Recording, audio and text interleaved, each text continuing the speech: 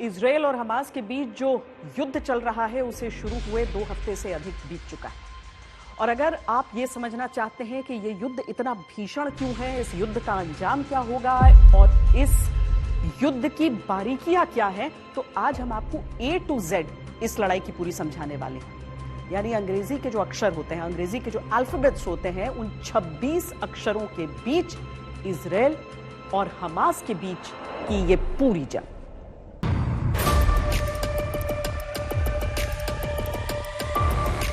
मौजूदा Israel Hamas जंग के सेंटर में अल अक्सा का ही इलाका है और इस जंग की जड़ें सदियों पुरानी हैं। ईसाई, मुसलमान और यहूदी तीनों के लिए ये धर्म के लिहाज से बेहद अहम स्थान है। ईसाई मानते हैं कि यहाँ से पास ही ईसा मसीह का जन्म हुआ और यरूशलेम में उन्हें सूली पर चढ़ाया गया। मुसलमानों के लिए मक्का मदीना के बाद ये तीसरा सबसे पवित्र स्थान है। यहाँ पैगंबर मोहम्मद ने उनसे पहले आए पैगंबरों को नमाज पढ़ाई। मुसलमान इसे हरम शरीफ कहते हैं। यहूदियों का मानना है कि उनका धर्म यहीं से शुरू हुआ, यहीं उनके टेंपल की दीवार है जहां वो पूजा करते हैं। हमास ने इजराइल पर ताजा हमले में अपने अभियान को नाम दिया है ऑपरेशन अल अक्सा स्टॉर्म।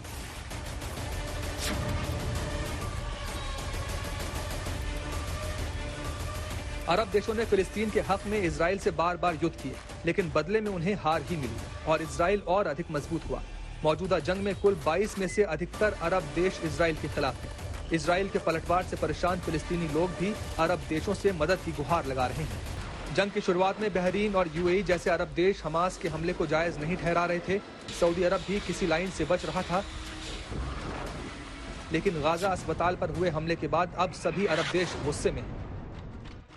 हालांकि एक सवाल ये भी उठ रहा है कि मिस्र सहित अन्य अरब देश फिलिस्तीनियों के साथ सहानुभूति तो जता रहे हैं, लेकिन कोई फिलिस्तीनी शरणार्थियों को अपने यहाँ जगह क्यों नहीं दे रहा।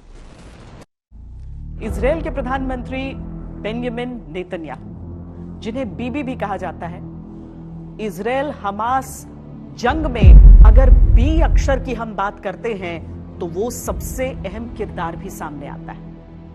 उन्होंने ये संकल्प लिया है कि जब तक हमास का खात्मा नहीं कर लेंगे युद्ध जारी रहे। अपने सैनिकों के बीच जाकर उन्हें हौसला दे रहे हैं, आम नागरिकों को भरोसा दिला रहे हैं कि उनके स्वाभिमान की रक्षा के लिए परिणाम के अंत तक लड़ाई लड़ी जाएगी। इस लड़ाई की शुरुआत आखिर हुई कहां से, पहली बार फिलिस्तीन में इजरायल नाम के देश का विचार आया कहां से, इन सवालों का जवाब मिलता है एक बयान में जिसे कहा जाता है बालाफोर स्टेटमेंट। हमास को मटियामेड़ करने के बेंजामिन नेतन्याहू के आदेश को लेकर इजरायली सेना चुन चुन कर हमला कर रही है। नेतन्याहू बार बार ये संकल्प दोहरा चुके हैं कि हमास और उनके समर्थकों के खिलाफ ये इजराइल की निर्णायक जंग है। जब तक मिटा नहीं देंगे ये जंग रुकेगी नहीं। बेंजामिन नेतन्याहू इजराइल इतिहास में सबसे लंबे कार्यकाल वाले प्रधानमंत्री हैं। 1996 से 1999 तक, 2009 से 2021 तक और 2022 से अभी वर्तमान में प्रधानमंत्री हैं। 1917 में ब्रिटिश विदेश सचिव आर्थर बाल्फोर की तरफ से ब्रिटिश यहूदी समुदाय के नेता लॉर्ड रॉथस्चाइल्ड को जारी किया गया एक सार्वजनिक बयान था। बयान में पहली बार फिलिस्तीन में यहूदियों के नेशनल होम के लिए ब्रिटिश समर्थन का वादा किया गया था। ये वादा ब्रिटेन के शासन की तरफ से जारी किया गया एक आदेश था। The United Nations Special Committee had advocated separate Jewish and Arab states. ये वादा ही 30 साल बाद 1947-48 में इजराइल के गठन का आधार बना, जिसके चलते फिलिस्तीन में इजराइल नाम का देश अस्तित्व में आया। 7 अक्टूबर को जब हमास ने हमला किया तो कुछ ही घंटों बाद चीन ने हमास और इजरायल से शांति से मामला हल करने की अपील की। लेकिन धीरे धीरे चीन अपनी आदत के अनुसार अरब देशों से नजदीकी के मौके तलाश कर अपना फायदा देखने में जुट गया। तो ये आ जाता है अक्षर सी। और जहां तक डी का सवाल है, यह माना जा रहा है कि इजरायल पर हमलों का मास्टरमाइंड हमास की मिलिट्री विंग का चीफ कमांडर डायफ है। अब इसके अलावा देखिए, जब अगला अक्षर आता है तो चीन हमास को लेकर बिल्कुल खामोश है, पर इजिप्ट पर चीन की खास नजर है। इस वजह से इजिप्ट यानी मिस्र इस लड़ाई में चीन और अमेरिका दोनों के लिए अहम होता जा रहा है। इजिप्ट से ही गाजा में मानवीय सहायता पहुंचाने के लिए रास्ता भी खोला गया है। हमास के अलावा फिलिस्तीन की राजनीतिक पार्टी फतह की भूमिका में अब धीरे धीरे इजाफा आ रहा है। इस सब के बीच में है गाजा, जो इजरायल और हमास के बीच तो जंग का मैदान है, लेकिन दुनिया के तमाम देशों के लिए कूटनीति का एपिसेंटर भी।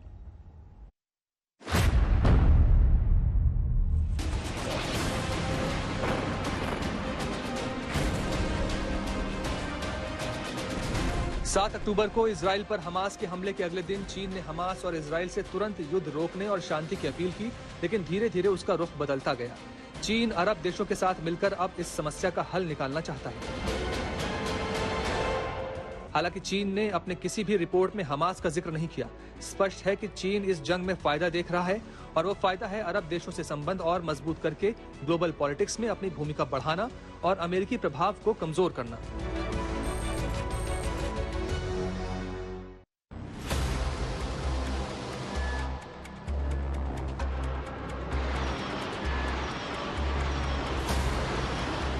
इजराइल पर हमला हुआ तो हमास की मिलिट्री विंग के चीफ कमांडर मोहम्मद डायफ ने ही इसे अल अक्सा स्टॉर्म नाम दिया और गाजा सहित अन्य स्थानों पर इजराइल की मौजूदगी के खिलाफ की गई कार्रवाई बताया। डायफ 2002 से मिलिट्री विंग का चीफ कमांडर है। इजराइल में कई बार आतंकी हमलों को अंजाम दे चुका है। इजराइल की हिट लिस्ट में मोहम्मद डायफ सबसे ऊपर है।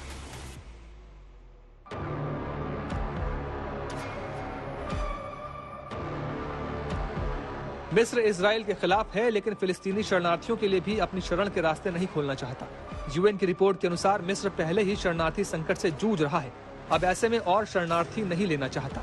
अमेरिका ने गाजा और वेस्ट बैंक में $100 मिलियन की मानवीय सहायता की घोषणा की, जो मिस्र के रास्ते ही पहुंच रही है। दूसरी तरफ चीन की निगाहें भी मिस्र पर लगी हैं। हाल ही में चीन ने मिस्र के साथ संबंध काफी मजबूत भी किए हैं। चीन ने बयान जारी करके कहा कि वो इजराइल और हमास के बीच जंग को रोकने के लिए मिस्र के साथ मिलकर काम करने के लिए इच्छुक है।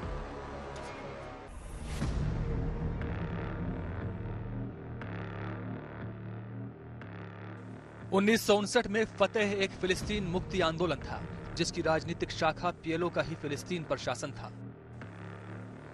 फतेह का गठन फिलिस्तीन के राष्ट्रपति यासिर अराफात ने किया था। 2006 में फतेह की पीएलओ को हराकर ही हमास ने गाजा पट्टी छीना था, जहां से उसने इजराइल पर हजारों रॉकेट दाग कर हमला किया। मौजूदा समय में फतेह और पीएलओ की अध्यक्षता फिलिस्तीन अथॉरिटी के अध्यक्ष महमूद अब्बास करते हैं। महमूद अब्बास इजराइल के खिलाफ हैं। फिलिस्तीन अथॉरिटी रामल्ला से वेस्ट बैंक के 40% हिस्से पर काबिज है।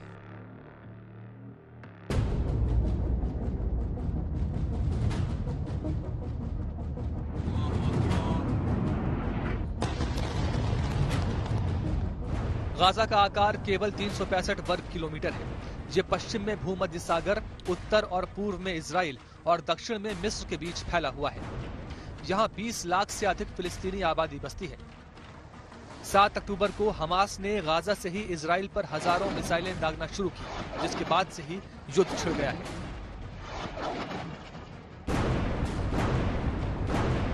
गाजा में हमास ने सुरंगों का जाल बिछा रखा है और इजराइल यहां जमीनी लड़ाई शुरू करने के लिए तैयार है। अब इजराइल हमास जंग का अगला सबसे महत्वपूर्ण अक्षर जो है एच। हमास ने इजराइल समेत कई देशों के नागरिकों को बंदी बना रखा है। हमास के ही आक्रमण के कारण आज युद्ध के ये हालात वहां पर बने हैं। हमास की क्रूरता सबके सामने है। हर देश के बंधकों की रिहाई को लेकर जल्द से जल्द समाधान का इंतजार है। इजराइल कई मोर्चों पर लड़ रहा है। हमास के खिलाफ निर्णायक कार्रवाई भी करनी है, बंधकों को बचाना है। लेबनान से लगातार इजराइल पर हमला बोल रहे हिजबुल्लाह से भी निपटना है, क्योंकि हिजबुल्लाह न केवल खुलकर हमास की क्रूरता का समर्थन कर रहा है, बल्कि इजराइल पर लगातार रॉकेट भी दाग रहा है।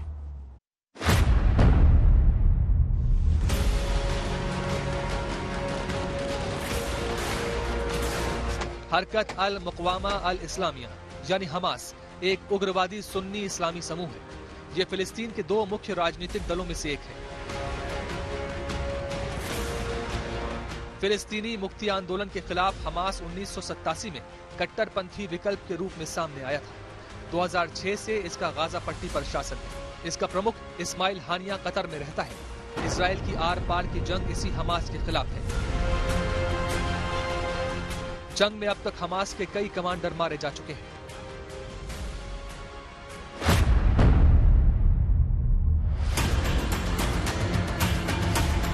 हिजबुल्लाह लेबनान का एक शिया इस्लामी आतंकवादी संगठन और राजनीतिक दल है। ये लेबनानी गृहयुद्ध 1975 से 90 के दौरान उभरा था।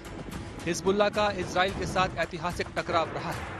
इजराइल में हमास के आतंकी हमले के बीच हिजबुल्लाह ने भी उत्तरी मोर्चे से इजराइल में रॉकेट दागे। इजरायली सेनाएं भी जवाबी कार्रवाई कर रही हैं और हिजबुल्लाह के कई ठिकानों पर हमला किया है।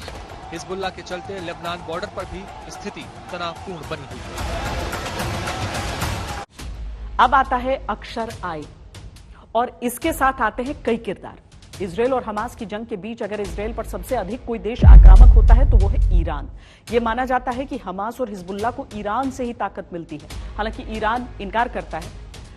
अब इनसे लड़ने वाला है इजरायली डिफेंस फोर्स यानी IDF। हर हमले का जवाब दे रही है और जल्द ही गाजा पट्टी में दाखिल होने की उसकी योजना भी है। लेकिन जिस तरह से हमले पहले दिन हजारों रॉकेट इजरायल में दागे गए, उससे इजरायल के रक्षा कवच आयरन डोम की भी खूब चर्चा हुई है।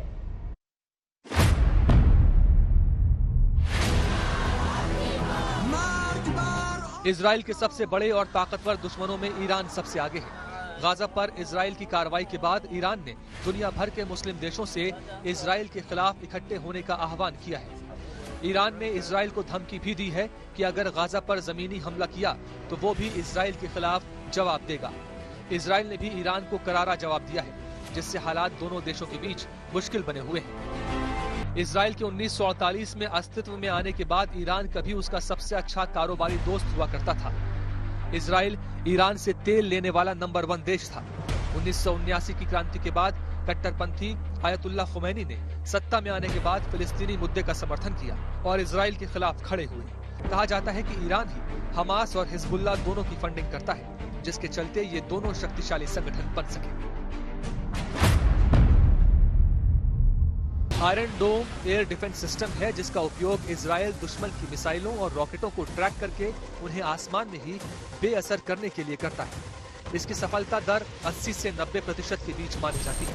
हाल के हमास हमलों की सफलता ने इसकी क्षमता पर सवाल उठाए हैं और ये कहा जा रहा है कि कैसे हमास के रॉकेट्स ने आयरन डोम को चकमा दिया। कई लोग इस युद्ध को तीसरा इंतिफादा भी कह रहे हैं।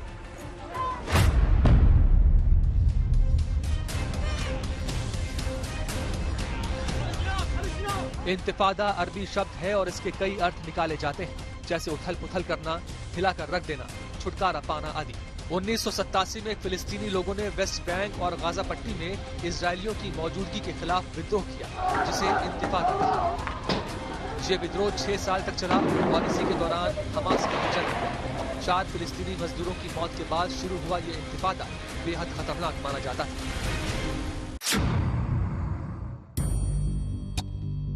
IDF ने 1948 के बाद से इजराइल से जुड़े हर युद्ध में भाग लिया है। प्रत्येक नागरिक, पुरुष हो या महिला, उसको कम से कम 2 साल की अवधि के लिए IDF में सेवा करना अनिवार्य है। जंग के मोर्चे पर इस समय IDF हमास और हिजबुल्लाह दोनों से निपट रही है।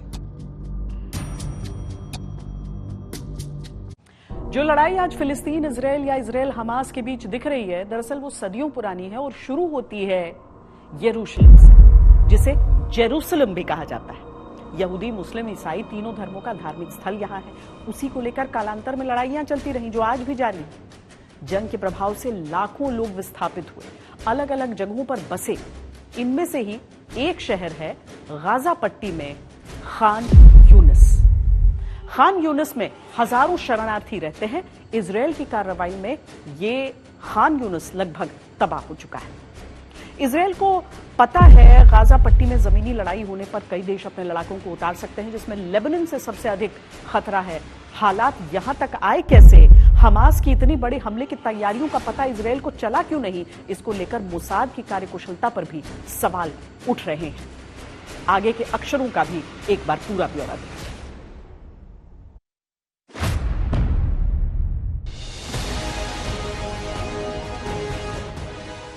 दुनिया के सबसे पुराने शहरों में मौजूद शहर है जेरूसलम। ईसाई, मुसलमान और यहूदी तीनों ही इसे पवित्र धार्मिक स्थल मानते आए हैं। यहूदियों का सोलोमन मंदिर, ईसा मसीह की कर्मभूमि और पैगंबर मोहम्मद का मिराज पर जाने का स्थान। फिलिस्तीन और इजराइल दोनों इसे अपनी राजधानी बताते हैं। 1947 में जब संयुक्त राष्ट्र की तरफ से इजराइल और फिलिस्तीन के बीच देशों का विभाजन हुआ, तब जेरूसलम पर दोनों का बराबर अधिकार तय किया गया। लेकिन अब पूरी तरह इजराइल के प्रभाव में ही है ये क्षेत्र।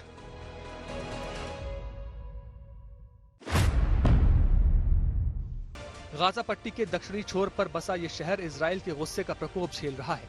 इजराइल की पलटवार वाली कार्रवाई में खान यूनिस शहर तबाह हो चुका है। यह शहर बेहद घना और गंदा माना जाता है। यहाँ फिलिस्तीनी शरणार्थियों की बड़ी संख्या है। इजराइल की नाकाबंदी के बाद खान यूनिस की हालत बद से बदतर हो चुकी है।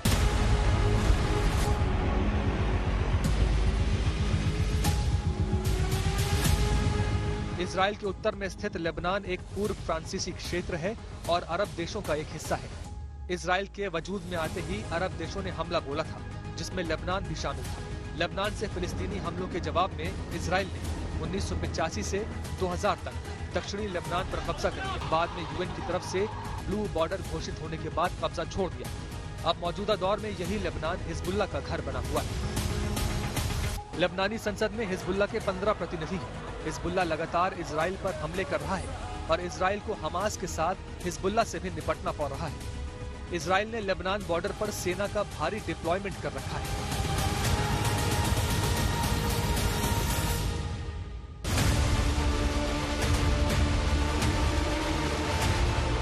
मोसाद इजराइल की खुफिया एजेंसी है और इसे दुनिया की सबसे शक्तिशाली और खतरनाक खुफिया एजेंसी माना जाता है। मोसाद के दम पर इजराइल ने दुनिया भर में अपने कई बड़े दुश्मनों को आसानी से ठिकाने लगाया है। इस बार जब हमास ने बड़े पैमाने पर हमले किए तो ये भी सवाल उठ रहा है कि क्या मोसाद को हमास की इतनी बड़ी तैयारी की भनक नहीं लगी। मोसाद की कार्यकुशलता पर सवाल उठ रहे हैं।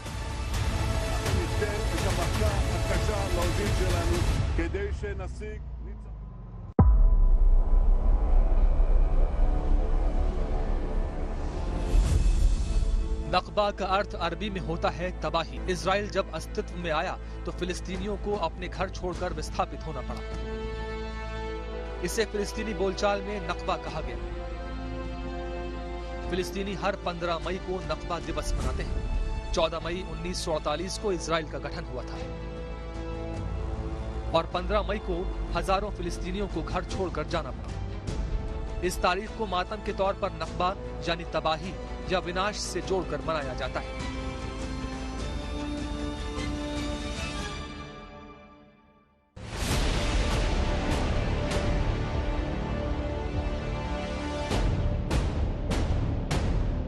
संयुक्त राष्ट्र ने वेस्ट बैंक और पूर्वी यरूशलेम को ऑक्यूपाइड टेरिटरी यानी कब्जे वाले क्षेत्र के रूप में चिन्हित किया है। 1967 के 6 दिवसीय युद्ध के बाद से ये इजराइल के सैन्य नियंत्रण में है। अब बारी है अगले अक्षर यानी पी की। पी से पैलेस्टीन यानी जिसे हम फिलिस्तीन कहते हैं। फिलिस्तीन को अच्छी तरह समझना भी फिलहाल अभी और जरूरी हो जाता है क्योंकि पिछले 100 सालों में उसका नक्शा कई बार बदला और इस बीच ही इजराइल का जन्म हुआ और 2 संगठन बने, एक हमास और दूसरा PLO। फर्स्ट वर्ल्ड वॉर में ऑटोमन साम्राज्य के पतन होने के बाद ब्रिटिश शासनादेश के तहत फिलिस्तीन को 1947 में संयुक्त राष्ट्र ने 2 भागों में विभाजित कर दिया था। इसके बाद इजराइल देश के तौर पर अस्तित्व में आया। आज फिलिस्तीन वेस्ट बैंक और गाजा पट्टी पर अपना दावा करता है। हालांकि वास्तव में फिलिस्तीनी सरकार का वेस्ट बैंक में केवल 40% क्षेत्र पर नियंत्रण है। गाजा पट्टी पर हमास का कब्जा है।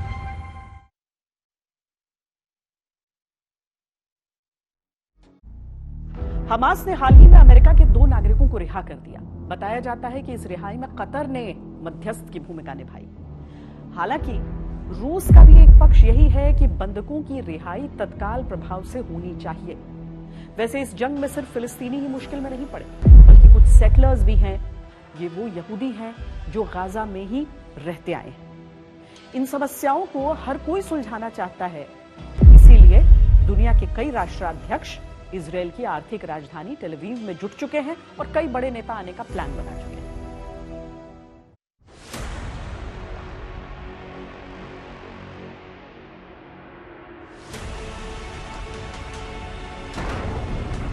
इजराइल और गाजा के बीच लड़ाई को 15 दिन हो गए। हमास के आतंकियों ने बड़ी संख्या में इजराइल समेत दूसरे देशों के नागरिकों को बंधक बनाकर रखा है। दुनिया के कई देश बंधकों को छुड़ाने की कोशिशों में लगे, लेकिन अब तक सिर्फ 2 अमेरिकी नागरिकों को रिहा किया गया है और वो भी कतर की मध्यस्थता के बाद। इसके अलावा सऊदी के इंटेलिजेंस चीफ ने दावा किया है कि हमास के पास कतर के कारोबारियों के जरिए पैसा पहुंचता है। बंधकों की रिहाई को लेकर रूस का भी एक क्लियर स्टैंड रहा है।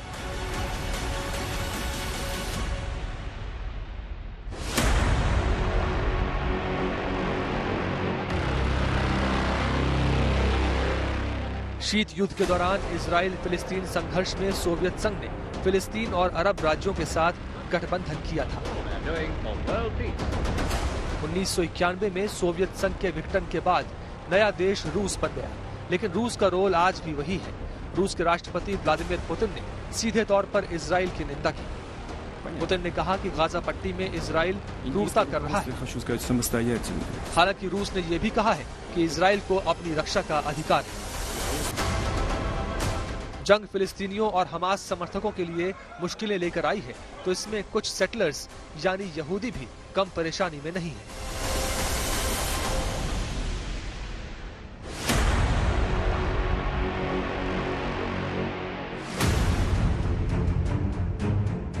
चौदह मई 1948 को दुनिया के नक्शे पर इजराइल आया, लेकिन अरब देशों को इजराइल पसंद नहीं आया। कई बार युद्ध हुए, लेकिन हर बार इजराइल की जीत हुई और हर बार उसे एक बड़ा इलाका मिला। इजराइल की सरकार ने यरूशलेम में भी यहूदियों को बसाया, गाजा में भी और वेस्ट बैंक में भी, ताकि मुसलमानों से ज्यादा यहूदियों की संख्या हो सके। दुनिया भर से लाखों यहूदियों को अलग अलग ऑफर देकर बुलाया गया। ये सारे यहूदी फिलिस्तीनी इलाकों में रहते हैं, लेकिन इजरायली कहलाते हैं। क्योंकि इन्हें बाहर से लाकर बसाया गया है, इसलिए इन्हें सेटलर्स भी कहते हैं। हैरान करने वाली बात यह है कि सारे सेटलर्स के पास इजराइल का पासपोर्ट होता है, फिर चाहे वो फिलिस्तीनी इलाके में ही क्यों न रहते हो।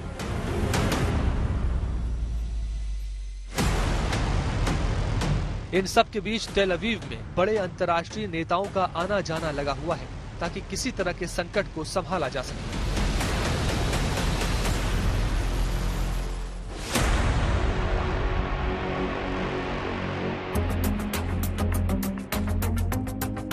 तेल अवीव दुनिया के सबसे महंगे शहरों में से एक है। पिछले 7 सालों से ये हमेशा टॉप 5 में रहता है। दुनिया तेल अवीव को इजराइल की राजधानी के तौर पर जानती है, लेकिन इजराइल अपनी सरकारी वेबसाइट पर भी यरूशलेम को राजधानी मानता है। 17 मई 2015 को इजराइल ने ऐलान किया था कि तेल अवीव व्यापारिक राजधानी है, जबकि ऑफिशियल कैपिटल यरूशलेम है।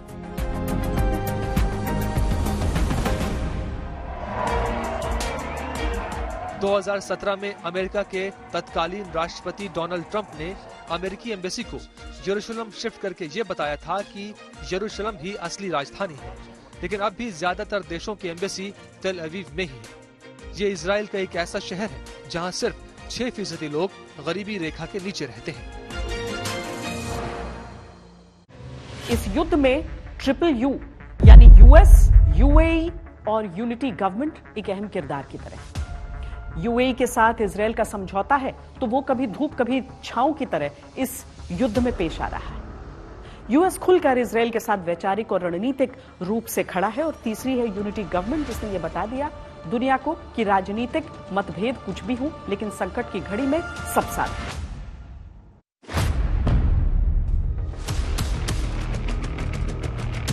जंग के बीच अमेरिकी राष्ट्रपति जो बाइडेन कुछ दिन पहले इजराइल पहुंचे। बाइडेन इजराइल के साथ मजबूती से खड़े नजर आए। उन्होंने हमास को आतंकी संगठन आईसिस से भी खतरनाक बताया। अब अमेरिका ने इजराइल को सैन्य साजो सामान की मदद पहुंचानी शुरू कर दी है। अमेरिका के मालवाहक विमान में बख्तरबंद गाड़ियां इजराइल को भेजी गई हैं, ताकि जमीनी हमले की सूरत में इजराइल की सेना के हाथ मजबूत संसाधन रहे। उधर इजराइल को यूएई का भी कुछ हद तक साथ मिला है। यूएई ने हमास के हमले की खुलकर आलोचना की है। यूएई इजराइल अब्राहम समझौते पर हस्ताक्षर कर चुका है, लेकिन बढ़ते तनाव के बाद उसने भी मुस्लिम देशों से नजदीकियां बढ़ानी शुरू कर दी है।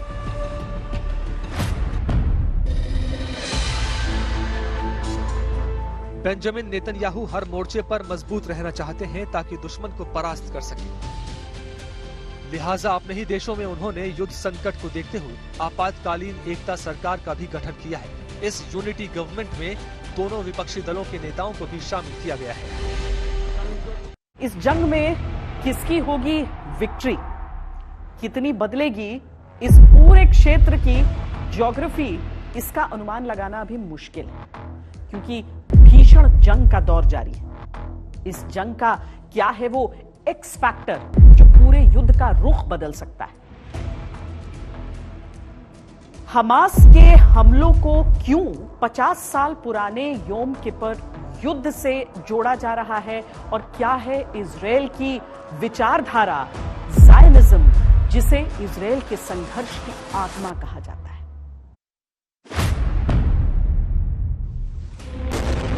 हमास और इजरायली सेना दोनों एक दूसरे पर 7 अक्टूबर से हमला कर रहे हैं। इजरायली सेना के सामने हमास बहुत कमजोर है, लेकिन इसके बावजूद लगातार रॉकेट से हमला कर रहा है। इजरायली प्रधानमंत्री ने भी कहा है, जब तक हमास का अंत नहीं करेंगे तब तक छोड़ेंगे नहीं। इजराइल का रक्षा बजट करीब 2 लाख करोड़ रुपए का है, जबकि हमास को ईरान और कुछ मुस्लिम देशों के जरिए हथियार मिलते हैं। इजराइल की सेना में कुल सैनिकों की संख्या 6,46,000 है, जबकि हमास के आतंकियों की संख्या 30,000 है। इजरायली नौसेना के पास 601 सैन्य विमान है, लेकिन हमास के पास एक भी नहीं। इजराइल के पास मल्टीपल रॉकेट सिस्टम की संख्या 300 है, जबकि हमास के पास 80 बताए जाते हैं। इजराइल की ताकत को देखकर ये हर कोई जानता है कि आखिर में जीत इजरायली सैनिकों की ही होगी, लेकिन ये कब होगी कोई नहीं जानता।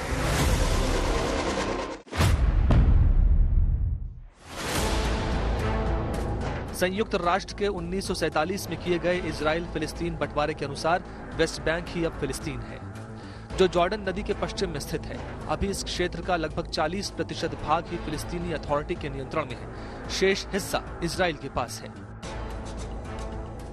इसकी सीमा उत्तर, पश्चिम और दक्षिण में इजराइल और पूर्व में जॉर्डन से लगती है। वेस्ट बैंक में लगातार इजराइल के खिलाफ और फिलिस्तीनियों के समर्थन में प्रदर्शन चल रहे हैं।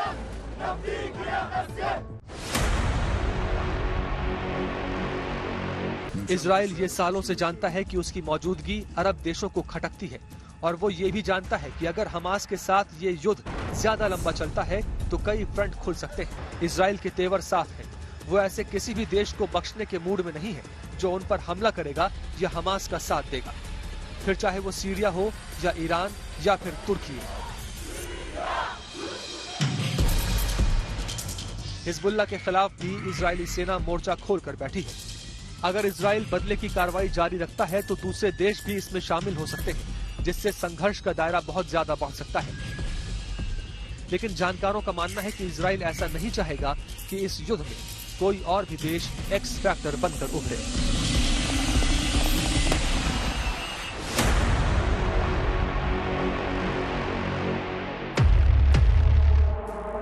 हमास ने इजराइल पर 7 अक्टूबर को अचानक हमला शुरू किया। महज 20 मिनट में ही 5,000 रॉकेट दागे गए। हमास ने दक्षिणी इजराइल में घुसपैठ करके सैकड़ों लोगों को मारा भी।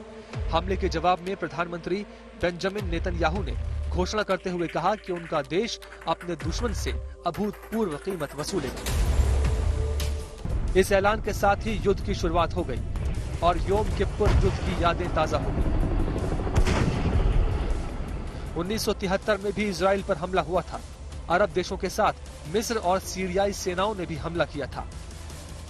इस युद्ध की शुरुआत 6 अक्टूबर को यहूदी धर्म के सबसे पवित्र दिन पर हुई थी, और इस बार भी हमास ने उसी तारीख को चुना।